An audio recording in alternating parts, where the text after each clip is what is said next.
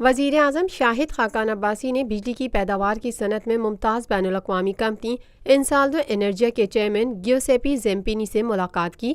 وزیر اعظم ہاؤس میں ہونے والی ملاقات میں پاکستان میں تیل و گیس کی تلاش اور توانائی منصوبوں کے حوالے سے تبادلہ خیال کیا گیا۔ اس موقع پر وزیر اعظم شاہد خاقان عباسی نے کہا کہ موجودہ حکومت ملک کی بڑھتی ہوئی توانائی کی ضرورت کو پورا کرتے ہوئے استعداد کار میں اضافے کے اہم پروگرام پر عمل پیرا ہے۔ Lotus Lake Towers, a groundbreaking endeavor by Lotus Properties.